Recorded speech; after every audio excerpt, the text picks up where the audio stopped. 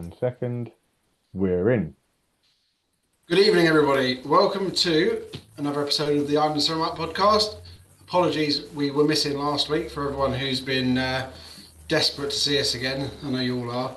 But we're back, and it's been a very busy couple of weeks, I think. But as always, I'm joined by Shane. Hello. Hello, good evening. And Glenn. Hello. Oh, I think I robbed you, Glenn, of a very big episode last week.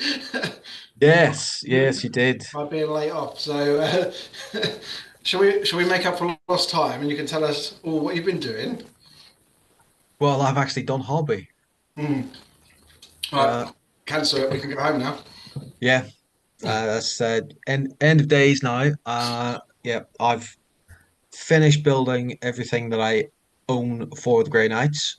I Ooh, got everything undercoated and even applied a bit of contrast to a five-man squad. Wow. Yes, so I know Dave was a bit mocking in the group chat that that they wouldn't actually see any more paint than the picture of the undercoated models. But yeah, just to prove them wrong, I've just slapped a bit of contrast on five models just to go, screw you. Um, yeah, so obviously game booked in with yourself, John. Yeah, are we good for that? Are we Tuesday? Yep, we Excellent. are. so have you Um, put together your list? I have 2,000 points of stuff. That's pretty much it. Fine, fine. Um, so how viable it is, I don't know because obviously I've not even played a game of 10th, let alone 11th. So this will just be a bit of a run out to see what works, what doesn't work, how the new missions, objectives, all that kind of stuff works, and then I can see where needs to go, needs to be tailored. So yeah, looking forward to it. Very good, very good. Because there were actually, was it one or two players playing Grey It Knights? may have been two. I'll have a look. What got you into gear, Glenn? What inspiration did you have to actually hobby? We've been badgering you for years. I've been particularly unwell over the past few weeks, and have not wanted to leave the house or stray too far from a bathroom, shall we say. So, yeah, I just thought, yeah, I literally can't go out. I'm gonna do something.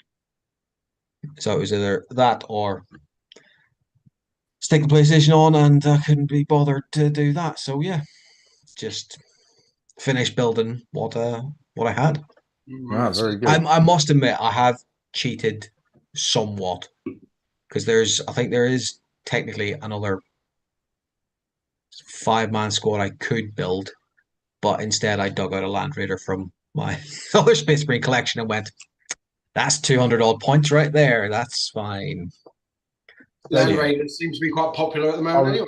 I was going to Well, say, it's a decent hard-hitting brick of a thing. So yeah, it's I thought it'd probably be useful because the Grey Knights don't have a lot of long range, strong weapons. So no, no, a few last indeed. cannons is always good for a laugh. Hmm. But there was one list for Grey Knights. There were actually two people that were going to play them. One of them dropped before the event on Saturday, but the other one came. I think he finished sixth by the looks of it. Um, and he had three Land Raiders in his list. So I have seen a few lists and yeah, don't want to say Land Raider spam, but yeah, they I seem to mean be a that little bit. I think that's because they're not classed as dedicated transport, so you can only take three of them anyway. So that is the full complement. Well, you could go three Land Raiders, three Redeemers, three Crusaders if you really wanted to go That yeah, crazy. that is true. That is true. That would be quite silly. Very well, very good. So that run out for the Grey Knights is Tuesday, is that? And John, are you sticking with the same list, or are you going for something a bit more fluffy? I think I'll go with something a bit less Okay.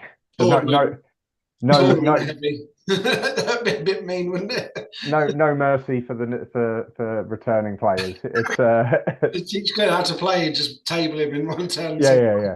So I used to work with people like that, so yeah. yeah. This is the correct way of picking your unit back up after it's been destroyed. You know what? How you're going to run and what disposition you want to run?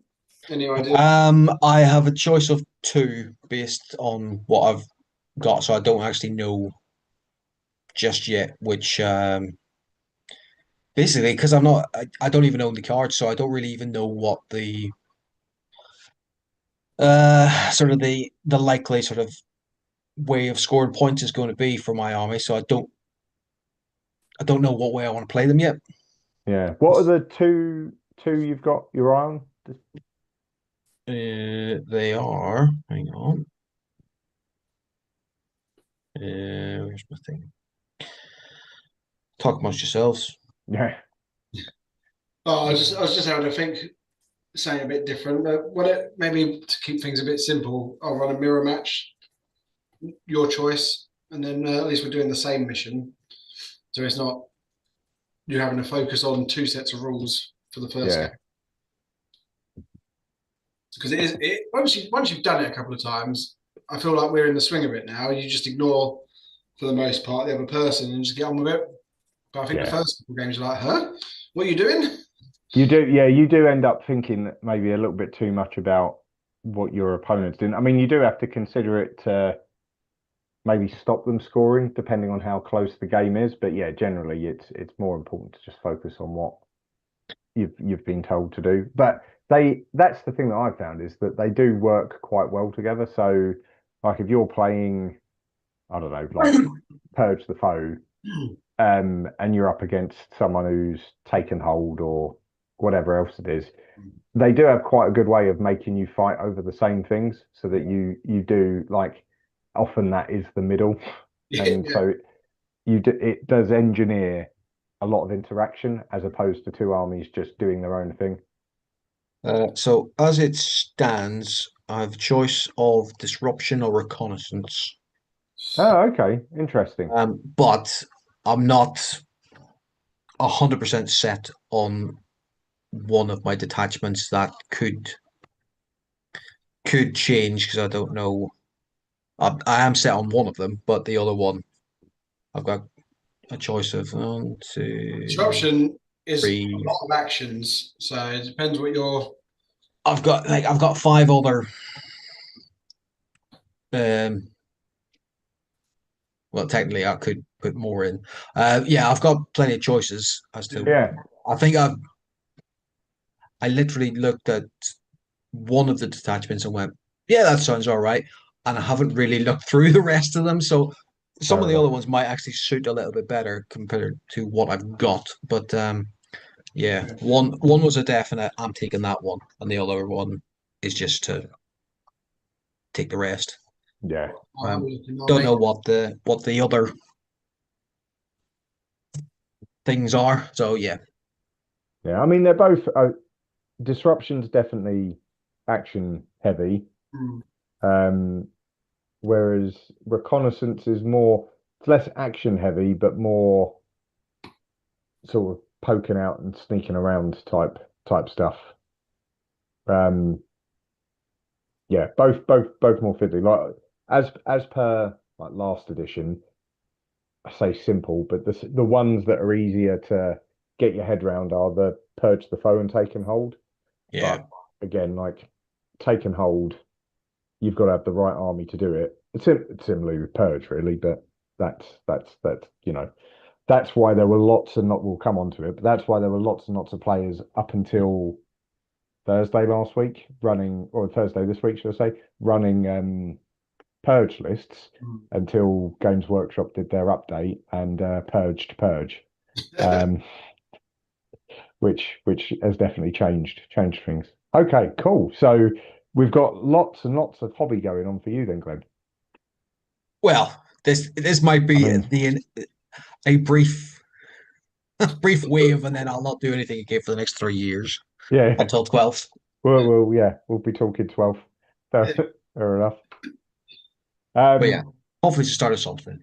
Yeah. It's burn bright. Uh, so touched on it briefly. Obviously, the reason we were talking about some of the Grey Knight stuff is myself and John played in a tournament on Saturday down in Canterbury. Gothic Games tournament, very well organised down there as usual. It's the second one we've done with them, I think. Yeah. And they've both been good. Very good for new players as well. Very friendly, very relaxed in terms of what's expected. No issue with turning up with unpainted models. They just say everyone gets the 10 points painting bonus. It's just about coming down and playing with your plastic soldiers as opposed to being too hardcore. So that's good, very nice and welcoming. So it was good from that point of view. But before we go into that, one of the big updates from Games Workshop just ahead of that, was it Tuesday? The balance data, is it a balance data slate? I suppose we could call it that. Yeah. The game update came out from Games Workshop with a whole raft of changes that kind of changed what a lot of people were doing for that tournament on Saturday. We didn't get to talk about it last week because we were going to call it what was last week's one was called FAQs, but we obviously didn't get the chance to do that because there were a load of FAQs for the Tacoma Open. Yes, there were, yeah. Which actually now transpired that almost all of those made it into the actual rules update itself. Yeah. So a few interesting ones, like things like a lot of it was clearing stuff up. So clearing wording up, changing any like 9-inch to 8-inch deep strike and like distances for reactive moves and things like that. So a lot of quality of life stuff. Changed a few different bits and pieces, but the biggest thing that they seem to change, or what's been noted, as well as points, was also the dispositions. So everyone up until now, since 11th started, has been playing certain dispositions because they give you a nice way of building your army. They give you what you're going to be doing for your primary, and then literally they just changed loads of it, like really updated it. Death Guard, I think they even changed attachments at the moment, didn't they? So it was like if you were running a purge list, your detachment might not have been purged by the weekend. Yeah, well, that's quite a big one. That's exactly it. So I think talking about the factions that we probably, well, that we all play from a Death Guard point of view. What did you think, John? What happened? What did you think for the changes? So, for me personally, fine. Like there wasn't loads of Death Guard stuff. There was a big a rules exploit that I didn't use because I wasn't 100% sure, but they cleared that up, which was they took away the ability for Death Shroud to rapid ingress 6 inches. So obviously, when you rapid ingress, like or with the Death Shroud Deep Strike, it's if you're afflicted, you could do it within 6. But when the rules changed, they had written in a way where Death Shroud could rapid ingress 6 if you were afflicted. It took that away. I never used it because I was like, surely that's not the intent, and also like I didn't look into it enough to go, oh, actually no, that's right, that is rules as written. And it would probably be a bad habit to have got into for the last 2, to then suddenly take it away. But that was something that people were doing. They got taken away. But for me personally, Mortarian, my list I took to the tournament got 25 points cheaper. So the Tallyman got a little enhancement. Absolutely. Like, I mean, just like the Death Guard, filthy stuff. Cheaper Morty, cheaper Death Shroud as well. Slightly nerfed, but nothing groundbreaking. Like we said, his reactive move went from 9 to 8 inches. The only thing was when he does his reactive shoot thing, it was at -1 ballistic skill or +1 ballistic skill. But that was the only nerf to him. I don't really think there was anything else. I think we got away with it. Didn't your Death Shroud get cheaper? Yes, by 10 points. Yeah, and you Yeah. didn't get. I don't think there was any nerf for the bigger block because I think if I No, remember, that was what got cheaper. that was The it. normal block stayed the same. The big block was cheaper. All the defilers went up, didn't they? Yeah, defilers Um, across chaos they got put in their yeah, place because Games Workshop is now happy with the number of models they've sold, so they've adjusted the rules back to where they probably should have been, as opposed to yeah. what they were. Still saw a couple of them Well, on I the think, table. yeah, absolutely. There was a few kicking about and some other mad things, but we'll Yeah, get we'll into that come in a on to bit. that. But no, I think I got away with murder really for like what I've been doing. It didn't change my list, didn't do anything, so I was quite happy with that. Yeah, you Um, could yeah, keep we'll see going what really. Yeah. happens next month. I think But Thousand Suns got a little bit of a slap, didn't they? well we'll come on to them. So Points. starting with the Space Wolves, they actually got away. They got away with it Yeah. quite lightly as well, like the Death Guard. They didn't really get any points increases anywhere really, or not for the units you typically take. And actually, a lot of them dropped in points. So Logan, Ragnar, and Aryak all dropped in points, so they became cheaper to field. The bigger squads of Terminators took a bit of a nerf, but didn't really affect it if you were running fives. And they didn't really change the dispositions either. So the Space Wolves, you could easily access Purge the Foe, which was one of the ones that they changed for a lot of armies.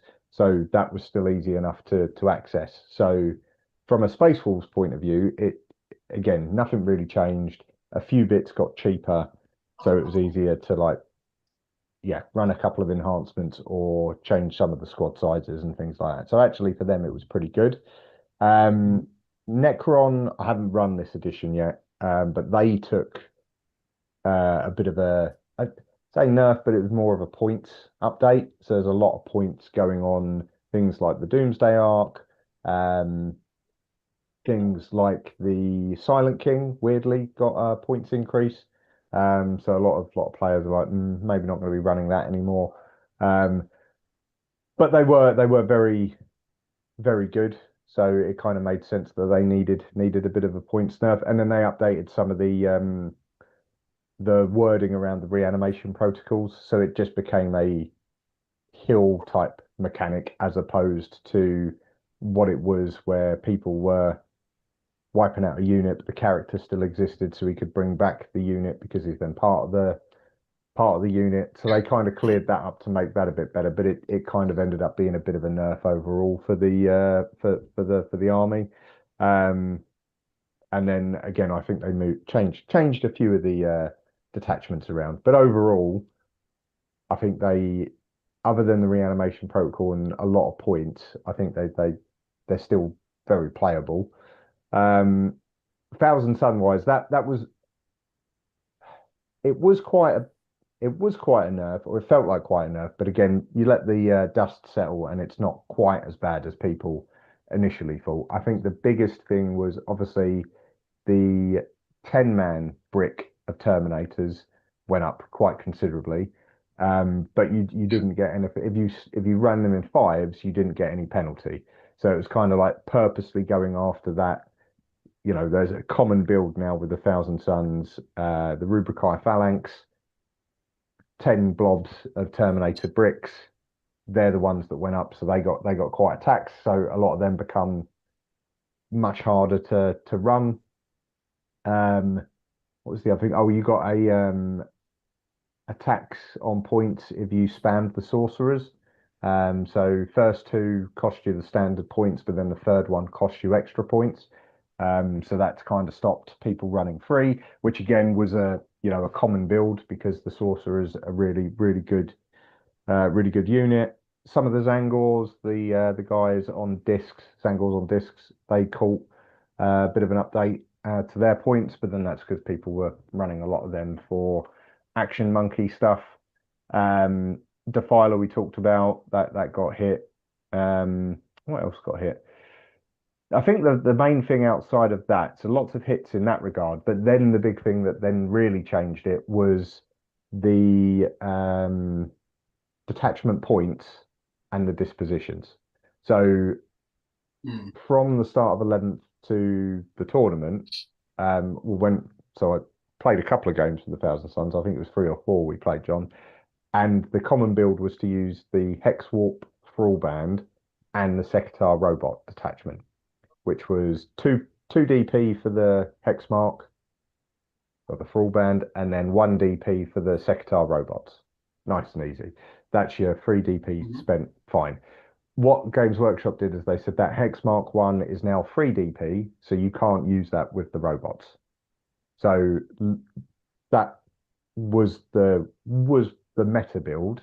So it's just pushed everyone back to Phalanx or Grand Coven, which is what everyone was running in 10th anyway.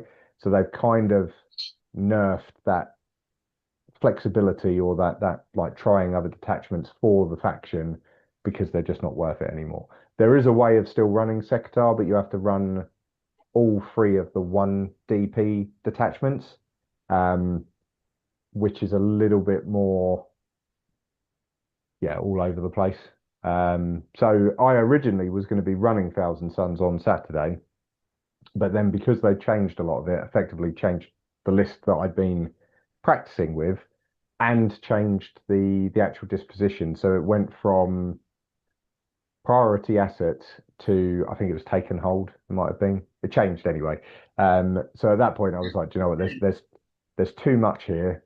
I'm not going to know what I'm doing. So instead I went back to the Space Wolves because they basically hadn't changed. And that, this was my fault for saying it was Year of the Wolf, then switching to Thousand Suns. Zincha's told me off and put me back onto the Space Wolf, so that's fine. That's what I'm doing now.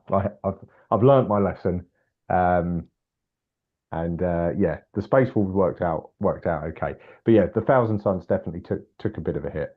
But I suppose that was to be expected given where they were in win rates and things like that. They were like 57 or 58 or something like that, and it's too far outside of the Games Workshop happy window of hovering around 50, which is where they want most armies to be.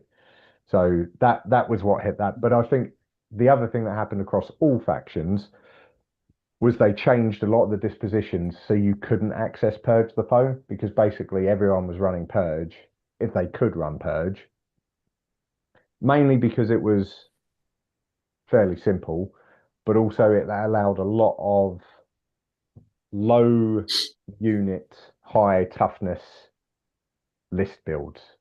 So for example, the first match I had on Saturday was against a Necron list that was also running Purge, because you can still access it via some of their detachments. And it was 2 shards, so the Void Dragon and the Nightbringer, a monolith, which I haven't seen on the table for a while, but 400 plus points of monolith, and then a big blob of the Scorpec destroyers, a big blob of Lockhurst destroyers, the Necrotar Amensor character, the Scorpec Lord to lead the Scorpecs, and then a Plasmancer to lead the Lockhurst destroyers, and that was it. So like very low number model count, high toughness, because then if you're also Purge, you can't kill more because you just can't kill anything. So that's what I think Games Workshop were trying to limit by making the change. But obviously it did make a lot of changes to a lot of people's plans all of a sudden for that particular tournament. But, that was the general gist of it. But other than that, I think a lot of people for the tournament we went to kind of adapted quite quickly, or it seemed that way. Everyone seemed pretty up on what they were doing. I don't know what you felt, John. I mean, you have to adapt, or well, unless those 3 people that didn't turn up were just like, my list is ruined, I'm not playing. I think a couple of them might have done that. Like looking at their lists, I think they were probably like, nope, not going to play anymore. You sort of, yeah. Yeah. So on the tournament itself, John, you had a good day, right? One of my life, yeah. Yeah, really good. So obviously you guys have seen the scores in the chat, but yeah, 3 games, all above 90 points. Won the first game, lost the second one by a point, and then won the third game. And there we go. I'm wearing my medal. So yeah, There it is. best 2 wins. I wasn't expecting to walk away with anything, but it was all right, wasn't it? It was really good. Like I said, my list that I've been drilling since we started the edition, I've changed the list in various guises. It's looked very different, but the last 6 games, it's been basically the same. Like the last change was the Demon Prince come out. Yeah. Warpox will spawn. And yeah, it just works wonders. Like, and again, there was only one other person there playing Disruption. So that's like the lowest seen disposition. So I don't know if it's just a lot of people aren't getting the practice into it, but I just had so many units to do the actions I needed to do. So what was the first? The first game was Custodes. That was his first game of 11th edition. So to come to a tournament to play your first game is a massive learning curve. But he had it all there, and that was good. That went down past the wire, and we obviously spoke through the last round very quickly. But he only had a couple of models left, and worked out that it was a nice tabling, and that was like 98 to 50. So that was a good result. Yeah. The Necron game was more of a grind. That was we spoke about it in the car, and we'll leave it at that. But that was a bit of a grind. Felt very slow on one side, and obviously on these tournaments, there's a strict time thing. And the guy was quite good. He said, if you get to the last 20 minutes and you've got any concerns, like talk to me and we'll sort it out. We didn't do that because I generally thought we'd be able to play a bit quicker. Then they blew the whistle, and my opponent went and got the guy, and he did say we should end it. It was 78 to him, 70 to me, and we should have ended it. But he let us talk through the 5th round just because we had the time. Yeah. Which then just when you're just fast drawing secondaries and assuming that you're getting the kills you want to get and get to where you want to be, it ended up being 91, 92 to him. But if we played the game, I think maybe it would have been slightly different. But hey, you can't moan too much about these things because we both we didn't get there. And then the third game was against Eldar, so the first 2 games were both taken hold, and then the last one was Surveillance, and that was another high score. I think that was 98 to 50 something. And that was another one. That was another last minute. I think I bar 1 or 2 models managed to kill everything that he had as well.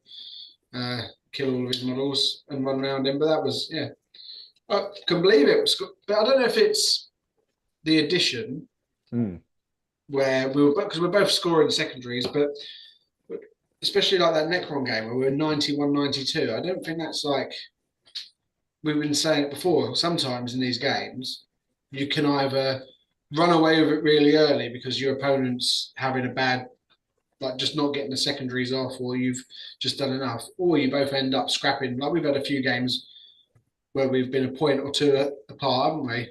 Yeah. And I think it's because you get some. There are turns where you can just score like loads of points because you've kind of collected up secondaries, and then it culminates in a turn where you're like, right, I'm going to score all of these now. Yeah. And you're scoring like nearly 30 points in a turn. Yeah, but I think for Disruption, because I've been playing it, and we sort of spoke about it in our last game right at the end. You sort of said, you always say that my thing is being indecisive at big moments where I like faff about a bit, and I know I do it. But so I went into the tournament. I was like, I know what works. I know I'm always going for the go turn.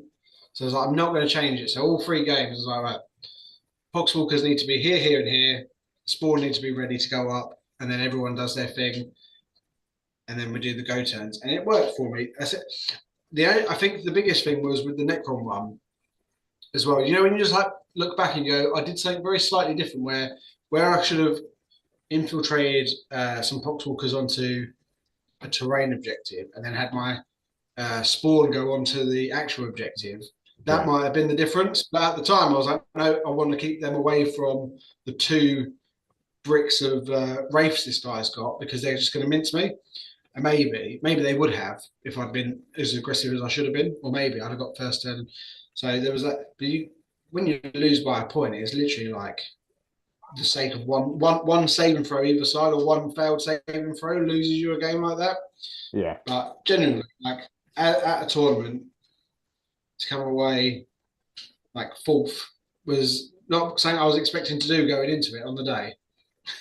No, so a very good performance, a very good day out in that regard. Like, and it was interesting because, as I said, that kind of decisiveness that came about because we played one of our games before, didn't we? It was on the Tuesday night. It was the Tuesday night, and we actually timed it, didn't we, to see how we'd do for time, because we hadn't done that yet this edition.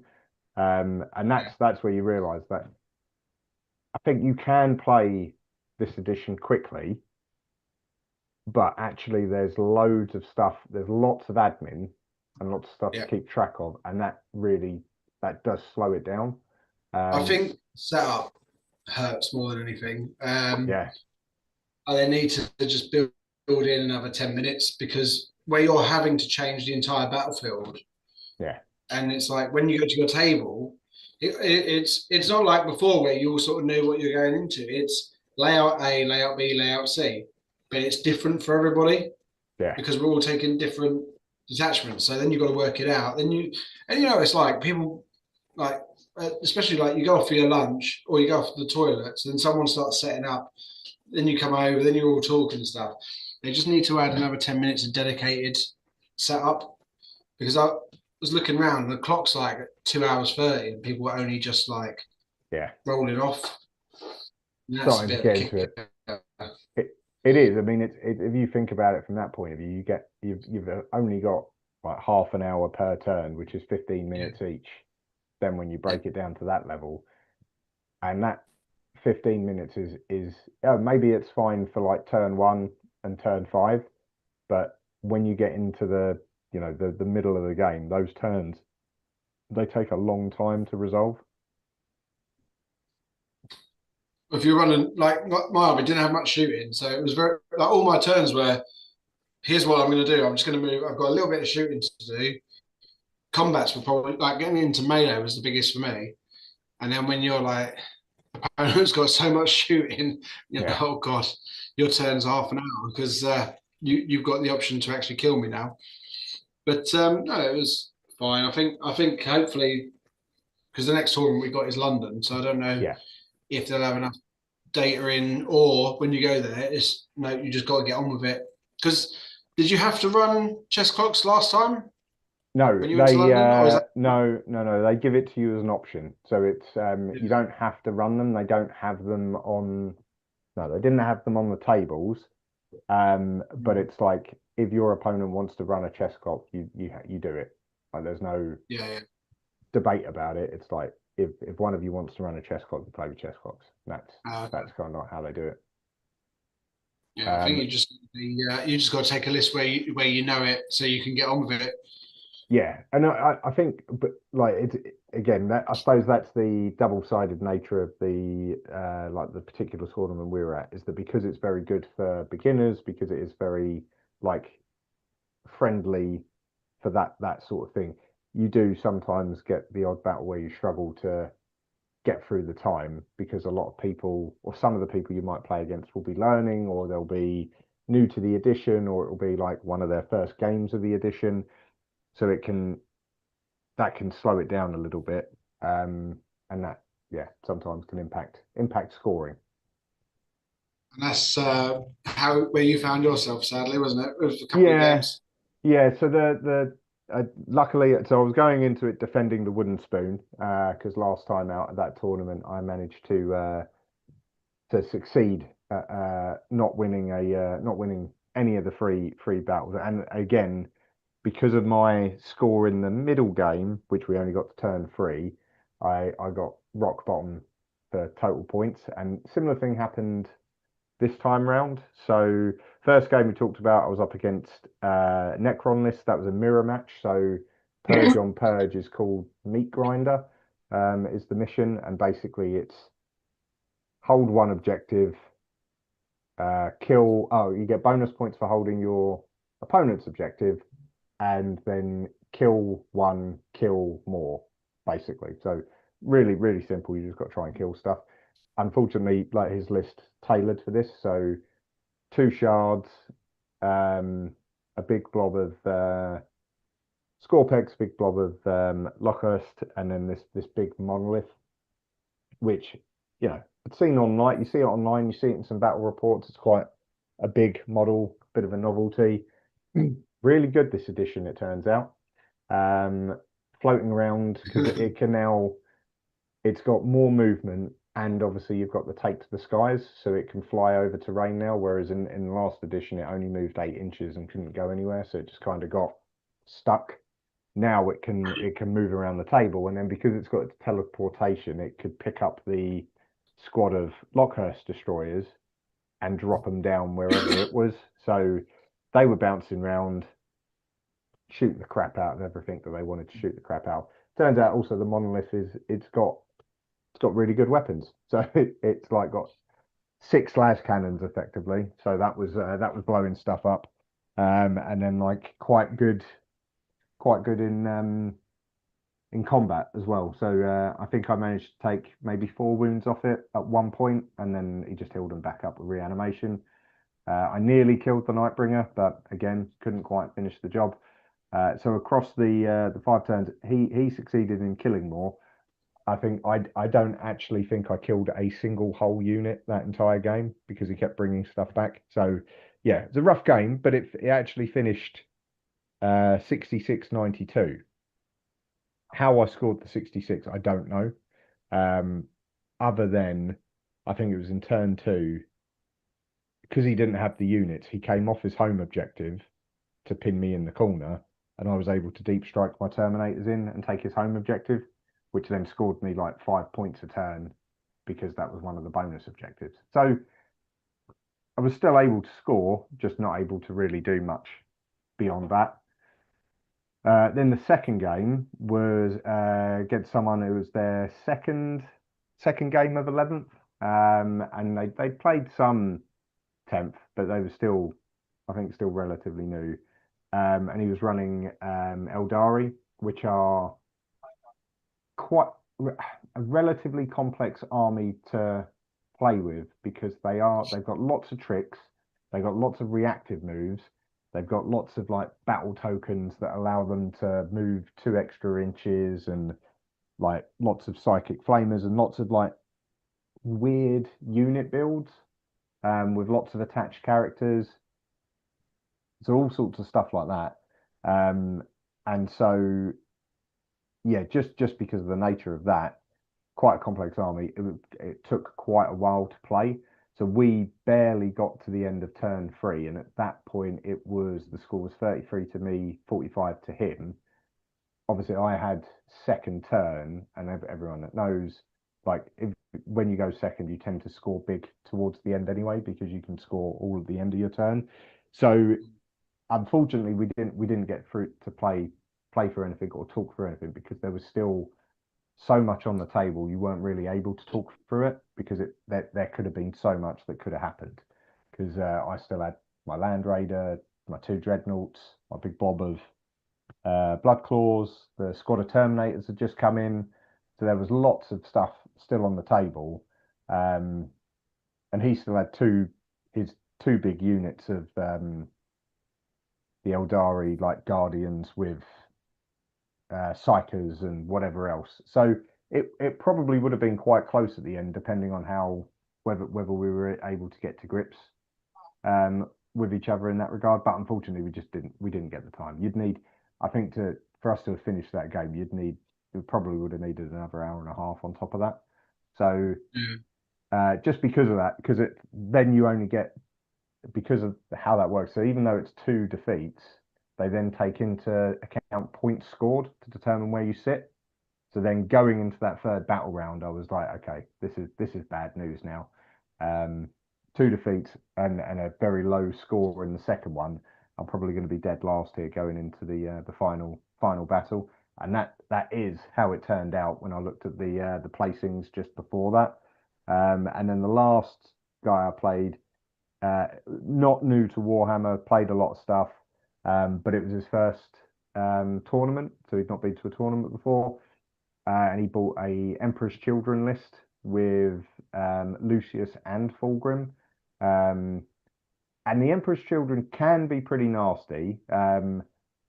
This is the first time I'd ever played them, but I know, John, you've played them a couple of times at the club. A couple of games, they're very fast, very killy. Yeah, they can be quite nasty in that regard. And he was purge as well. So again, it was purge on purge. So it was meat grinder. So it was nice and easy. It's just kill one, get the home objective, and kind of grind through it that way. It was a much more. Again, we still had to talk through the last turn. So we got to the end of turn. We got to the end of my turn 4, and then talked through the rest of his turn and then what turn 5 looked like. But managed to finish that one 96-60. So that win saved my day, saved me from the wooden spoon. And unfortunately, the guy I was playing against, he ended up taking the wooden spoon. But he was a really good opponent. They were all really good opponents, to be fair. It was all played in the right spirit. But it was nice to get the win at the end, because it had been a quite a tough day up to that point, trying to actually get anything done with the Space Wolves. But they did do it in the end for that last game. But that's Marine on Marine, so it probably worked in their favour. But all round, as I said, a good day, a good tournament. Yeah, they're really good events that we've done there. Yeah, and like you've pretty much cemented your list now for London, right?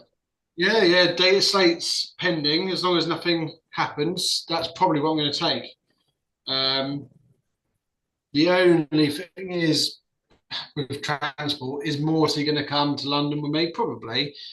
But then with that disruption list, could that 390 points go into 2 or 3 squads of something else? But Yeah. also, he is a massive distraction. And at that tournament, he was a massive hammer. Like, he only died in the last game, and that's because he ended up doing something slightly by himself. Whereas normally he'd been going up and helping me get whatever else, a couple of squads of poxwalkers to stay alive, or a blight hauler. So he is good, but once he's dead, that's a big hole in your army. But it worked well. So maybe a couple of test games with something else in instead of him. But no, I think that is the London list. Yeah, I think it's pretty good. I think at the moment the Space Wolves will probably be the ones I'll go with anyway. We'll be back in seconds. Yeah, no worries. Yeah, so that will be what I'll probably try and go with. But I've got to try and finish off a couple of units, make sure they're fully painted. I was going to say is that be a bit stricter at the GT. It is. So the only ones in the list that aren't painted are the assault intercessors. So I'll have to finish them off, and get them done and dusted. Then the only other thing, because like last year when I went, like, although they are very strict on, I say they're very strict. The wording of everything is very strict like that, but it will depend on who your opponent is, as to whether or not they'll call over the tournament organizer, if that makes sense. So there are a couple of incidents where, like, one player was saying to another player, like, that's a proxy, you can't run that as what you're trying to run it as. And then the tournament organizer had to come, sort of step in and be like, yeah, they can. Like, so there will be a few bits, like, I think, like, almost all Space Wolf players play assault intercessors as blood claws, which is what I currently do. I do have the blood claws, but they're not painted up in terms of the new models. So that's the sort of thing that you'd be like, okay, like I might have to check that beforehand and just to email him to be like, assault intercessors of blood claws, okay, and then also is my old hammer version of Bjorn the Fell-Handed allowed? He's on the right base size, and ultimately his profile is still very similar, i.e. the profile of the model, Yeah. but it is an older model, but it is a GW model. So normally they only tend to be fussy about base sizes more than anything else. Yeah, because that's at the end of the day, that's what you're measuring to and from. Mm, If it's an official model, I mean, yeah, at the end of the day, it is an official model, so yeah, you can't really argue as long as you keep your base sizes correct. yeah, Is it? I'm right in saying this is the first edition where everything has a base size in their data sheet. I don't yeah, remember seeing it before in other things, yeah, and I've spotted it on a few different things and be like, oh, so because that used to always piss me off massively was people running things on what I deemed to be the incorrect base size. yeah. Yeah, no, they've now made it really clear Yeah. as to what the base size needs to be. And even because they've tried to get around it with certain things, like for example, the guy that was running the monolith hangs over its base. It's still on a Oh, massive massively, base, yeah. but Yeah. it still hangs over it, and so that's where they've got come up with the They got frame. bingo. Yep, Everything's that's it. all of the vehicles frame now. Yeah. Yeah, so they give it if it's got the frame keyword, then it kind of takes out that base argument anyway, because it's like doesn't matter. Like because like a lot of the floaty tanks and stuff like that, like a lot of the I was tanks. gonna say most of the Eldar stuff, the Necron stuff, anything that hovers, Yeah, essentially. yeah. So it had Wow. like flight stands and stuff like that, and it's like what's the rules? So they're like, no, give it frame. That's how that works. Yeah. So that works. It works quite well. So there'll be a little bit more, like I say, stricter if it comes up. But you still get like I played probably 3 out of the 5 games. And the people were, they either had proxies or they had, like third party bits and conversions on their models. So, you know, wouldn't strictly speaking wouldn't be allowed in a GW No. tournament, but No. it isn't a GW tournament, it's a UK TC or whatever it is. So Yeah. like it was a guy had like I think it was the Blood Angel Death Company jetpack guys, and Mm. he had these really nice wings on them, but they were obviously not official GW, but they look very cool. So it's like that's cool, fine, just run them. I think that tends to be the vibe. And then there was a guy I played it. He had a Gene Steel Occult army, lots and lots of it's official GW stuff, but he'd customized it so it was all Fallout based. So all of Okay. it was a very, very cool army. Like all of his command point tokens were Nuka-Cola bottle caps. Right. So he like it was a really, really the paint jobs were amazing. It was like it was all very, very, very on theme and cool. But like yeah, a few conversions it'd be like, okay, strictly speaking, GW might be like, well, you're not allowed that. But again, rule of cool, it was a very, very cool army. So it's just like no, that yeah, I've that's been to official Games Workshop tournaments up in Nottingham, like the Throne of Skulls tournaments, but like years ago when they were a little bit more flexible with like this is obviously way before your 3D printers and stuff like that became a. And I remember seeing it on the table next to me. It was a beautiful orc army. I think it got nominated for best army, and it was not long after sort of flyers became big thing. yeah, But instead of the the flyer models, the guy had scratch built a couple of flyers, one in the shape of an orcified Starship Enterprise, and it looked unbelievable. Like it had all the right weapons on it, and everything was obviously the profile was vastly different, but Yeah, it yeah. looked amazing. So I do miss things like that sometimes at official tournaments because you can't get away with that as much anymore. No. Because this was scratch built, proper orky, proper amazing looking. Um, but yeah, I think he did get told, yeah, don't bring this back. It looks amazing, but it's not Yeah, tournament legal. yeah. You know, Yeah, and unfortunately, that can be the way with yeah, some of the stuff at the bigger tournaments. But that will be the thing that I'll just have to check on those two units. Otherwise, I've got it's about just under 2 months. Yeah, just under 2 months to paint up the blood claws. But we should be able to do it, and that will then probably be the list because then at least it's all painted. yeah, It won't be as meta as a lot of the other lists that we coming up against, but that's all fine. Um, Across five battles, I might be able to pick one win up. Hopefully, Yeah. we'll see.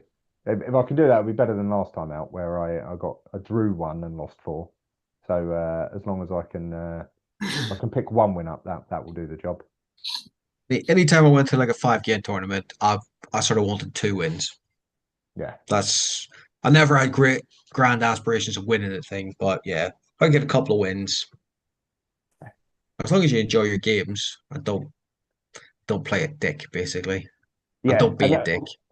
luckily in the London tournament, it was fine. Everyone was really good to play against, and so it was just a fun experience, even if very very frazzling for yeah, mentally takes its toll. By the end of the second day, you're just like you're knackered, Yeah, it is draining a 2 day tournament. but it'll be good fun. So we'll see. Sorry, my wife is laughing at me to the side. What I'm saying is draining playing games for 2 days. All I got was you don't know. There's a Nice lot to and heavy remember. after about 6 hours. Yeah, yeah. Well, as I said, the on the tournament on Saturday, yeah, that was by the end of it, you're quite frazzled, right, John? Yeah, my legs are. A lot of people like you see sitting down. I always look around and Yeah, go, "What are you sitting down for? We're just playing Warhammer." And then always at the end of it, I'm absolutely fuck. My legs were killing me. I'm glad you were driving because I was like getting cramp.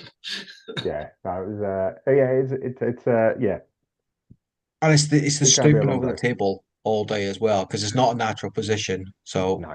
it yeah, it's a Yeah, because bit you are leaning over a lot. Like that's the thing. And like the other thing that the hardest thing that I find, or one of the hardest things I find, is the bigger the tournament, the more like noisy the background noises is quite like yeah. and when you're either side of the table, sometimes it is really hard to hear what you're saying. And not one of the games I had, I was right next to the sound system that the guy like that they were playing on Saturday, and I swear my opponent in that middle game, he was also really softly spoken, and I wanted to say to him like, stop whispering, like speak up, I can't hear anything.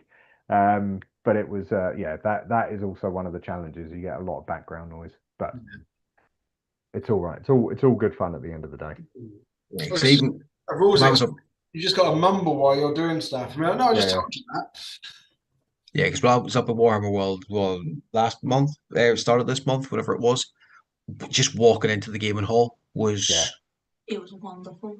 it was wonderful, yes, but it was so loud, and I don't even think it was a tournament on. It was just people gaming there. activity, and that was enough.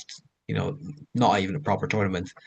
So yeah, Yeah, just what, 60, 70 people playing. that's Gets it. loud. It does, and you only need to throw in then the odd orc player that wants to Oh, there's theatrically always one, isn't while there? yeah. There's always one.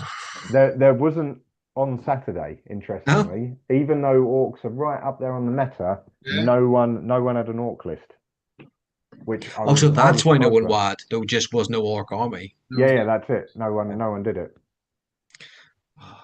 There were a Okay. couple of what's it called, world eaters, but they didn't get too rambunctious. It was just no walks. That was it. So it kept it quite quiet.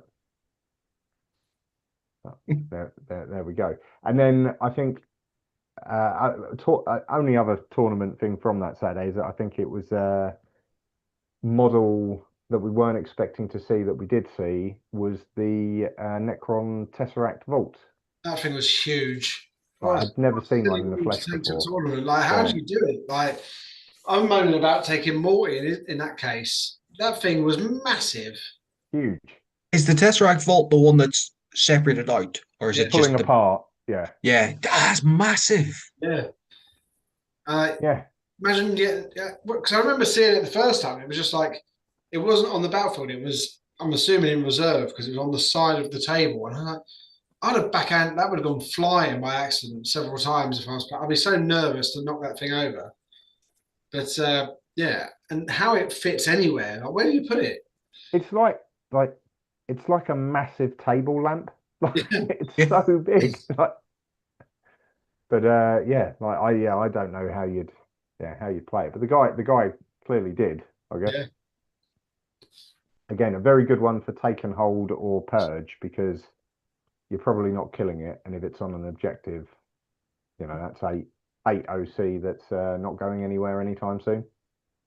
Yeah, and you're not even getting anywhere near the bloody objective either, because it's about a foot across. Yeah, it's massive. It blocks so much because now in this edition, obviously, engagement range is 2 inches, Yeah. so you're not getting anywhere near it. No. But yeah, anyway, So, that was rather one entertaining. lift, one Tesseract Vault. Yeah. And he ran that with the Silent King as well. And the Silent King's not a small model. Really? Yeah. What? So what was in? Sorry, complete Uh, tangent. What was in that list? So he ran this priority assets, and it was the Obusance Phalanx and the Pharaoh Yeah. Armory, and that had an Overlord with Lich Guard. Yeah. It had another Overlord with 10 Necron Warriors, Yeah. the Void Dragon, Imhotep, the Silent King, some Spiders, some Destroyers, the Vault, and some Triarch Praetorians. So not a lot. 1, 2, 3, 4, 5, 6, 7, 8, 9 units. And how did he get on? Because priority assets is also action heavy.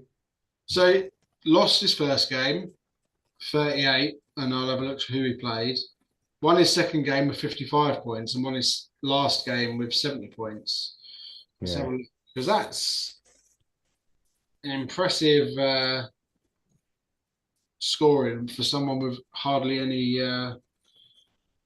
units. So he must Yeah. have doing stuff. Let me find his name.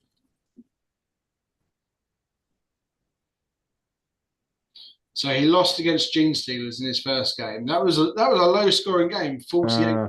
I wonder if that went all the way. Yeah. Because again, Gene Stealer's fairly tricksy, aren't they? Then he beat the Guard, 55-44, another low scoring game. And then the last one where he got 70 something was he beat Chaos Knights 70-60. That would have been a good result because Knights would be a good counter to a lot of that stuff. Yeah. Cool. Oh well, as I said, it was a good, very interesting list. But yeah, good to see the model, and all round a pretty entertaining tournament. I think. Yeah. With John having a very successful day. No, it's all downhill from here now. I've peaked. Nah, sorry, you play me on Tuesday, so you can rack up at least another victory. Oh yeah. No, you know what's going to happen. You're just going to come in and naturally just trounce me. Something's going to kick in. But, I think there's going to be an awful lot of. So how's this work? What am I doing? What's going on over there? Yeah. Jane, make sure you got your phone on Tuesday because I'll be asking you how things work. Yeah. Yeah. I'll I'll bring phone, tablet, the works. Yeah, just to. I think we're getting there with a lot of it. I think as I said, there's always new things that tend to come up, but most of them now, I think we're pretty clear on a lot of it now for this edition. Yeah. But you definitely learn by going to these sort of events, because you just get questions that come up that you'd have no idea about otherwise. Yeah. Especially when it's like saying you never play against anywhere else, and you come up against a new army and that new interaction. Like, well, I don't know. I don't even know what you're talking about. Is this part of the game? Like me and you do the same thing over and over again, and we still get question each other, let alone playing something completely new. Yeah, what was there was something that popped up the other day it was about hazardous, but I can't remember what it was. Oh, that was it. Yeah. So I didn't realize this. The change. So if you're a single unit, or like a single model in a unit, and you do hazardous on your plasma gun, and you do roll a 1 or a 2, because that's what it is on hazardous now. In 10th edition, that would just kill the model. Yeah. Right? It doesn't now, which I'd forgotten. You just It's put just the the mortal unit, wounds on isn't the it? unit. Yeah, you just put the mortal wounds on the unit. So that means hazardous has become better in that it doesn't kill models outright, but it is easier to take mortals because you've gone hazardous. So that was it. And then the other one that came up was the combat disembarkation, or the where you got to disembark from a vehicle. That came up a couple of times that hadn't come up previously, and that's quite an interesting interaction depending on how it works. But I think I've got my head around it now. I think it was the Eldar player had a good one. So he overwatched me when I dropped in the Death Shroud and killed the Death Shroud, and then found when he did his hazardous, because a load of them needed it, fouled enough where it killed a model, and the model he picked got to shoot again on death, even if it's already shot. So and then he pinked off 2 more wounds off a Death Shroud. I can believe it. Yeah, well, that's what the what's it called? The Space Marine unit with the plasma guns. That's what they do. I can't remember the name of them now. Hellblasters? What one? Hellblasters? Yes, yeah, that's it. Yeah, they have that rule, and that still activates. So I think it is. You are allowed to do it. That's a genius tactic, that is. Yeah. Yeah, it is. So but that's why you go hazardous, and then when you do blow your own head off, you fire again. Yeah, no cost. Yeah. Cool. Right. Well, I think we're probably coming towards the end. John, you got anything else you want to cover off? I was just having a little look at the rules for yes, campaign earlier, because we're going to have a go at that, aren't we, next time? we are. Yeah, we're going to start up a campaign. Yeah, that'd be fairly interesting, getting your head around, because I was just having a look at all the different. There's a lot. Again, this is admin hammer. This is very admin hammer. This one. So it is. It is the addition of admin without a shadow of a doubt. It's quite. I was reading it because it says like you can set it up because you can have as many players as you want and have like your own little league where you have 2 big teams, and then it says you should set someone to be your warlord. It's ideal if that warlord basically doesn't play, and you just arrange everyone's games. I was really like, could you imagine setting up for like 10 people? Like, yeah, I'm not playing, by the way. Just tell me what you've done. That's like almost like first edition Rogue Trader, where you didn't need it, but they always recommended you have like a games master. Yeah. So like a dungeon master who oversees all of the rules. That's like being invited around to play Monopoly, being the banker and not getting to play. You just do a banking role the whole time. Absolutely. All right, well, we'll give it a go. As I said, hopefully it will be a bit of a change, and we'll see. Oh, it looks good. It's just there's a lot of cards. Yeah, we have to put the table out. Yeah, I was looking at it. Well, I'll have a proper look at the deck myself as well once we've got a date in for the next game. Cool. Otherwise, next week it'll be. It could just be me and you if Glenn gives up after Tuesday. One way or another, we'll get to hear about Tuesday though, because either you'll be telling us about it or Glenn will be. Yeah, Glenn will be wearing my medal. Not likely. Yeah. I think that's it. Cool. Nice. All right. Another successful episode. Well, thank you very much, and we'll see you next Sunday. Absolutely. Goodbye.